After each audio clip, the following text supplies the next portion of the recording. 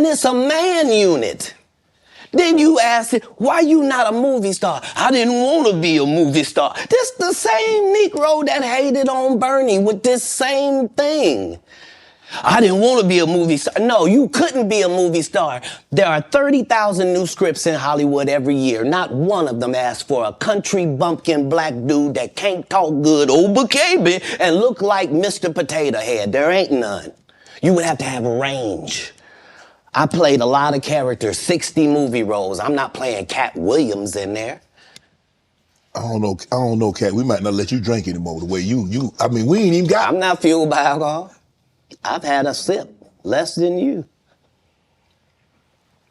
The truth don't need motivation. I'm just saying I can't let these dudes lie. This is like Steve Harvey telling people he used to be homeless. That's my story. That's not his story. Steve Harvey wasn't never homeless. When Mark Curry was touring with him 25 years ago, he was making $3,000 a show in cash and doing 5 shows a week. They just tell the stories. Thanks to my wife, I'm where I am. You said that about the first wife. You forget that? You told us it was her. Then you went and married somebody else that think like a man.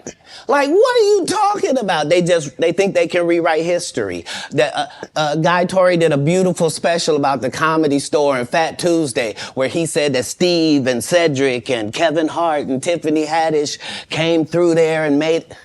All lies. Steve and Cedric never performed at the Comedy Store at all. Tiffany was only seen at the Laugh Factory. You mean to tell me if Steve Harvey, your favorite comedian, you mean you've been waiting for him to do stand-up for 15 years now? I mean, Steve got a lot of other... DL's still out there. None of those irons matter to stand-up. Who cares that they wrote a placard for you to do Family Feud on? Like, you're successful because we're surprised you can talk for a living and it's entertaining that you're going to say some funny country things. But not a writer. Do you consider yourself a king of comedy?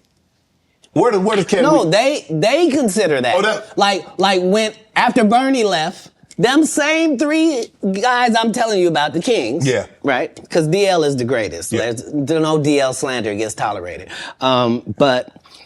They came to me. I was supposed to be the 4th king. I got the offer. Then what happened? But I turned it down. Why? Because you shit on Bernie. And I know the truth. You think I'm gonna let you shit on Bernie and then come get me? I'm the next king? Fuck you. Why? Because the whole time Bernie was here, you was acting like you was funnier than him. The reason you was supposed to go last is because it was your tour. Tell the truth. It was Steve's tour. Not it was going to be called the Kings of Comedy. It was Steve's tour. These are the guys opening for him. Of course you got to close if it's your tour. That's why it was such a big deal. But you couldn't do it because you can't beat the best. And until you humble yourself, you will forever be kinged by the king. And because you finally did it, because you had no other choice, and now that he gone, you going to act like he wanted to be a movie star. You stop it. You stop it. That man was funnier than all of y'all, and y'all thought y'all had one over on him. You thought he was black and ugly, and you were good looking, and he couldn't make it because you did. And that ain't the way comedy works. The king is the funniest. Period. Every time. And that's why no audience member was ever swayed. It didn't matter where Bernie went. You think if Bernie went first, he wasn't the king? Get out of here. Get out of here. Get your ego out of this. You let the best be the best. Steve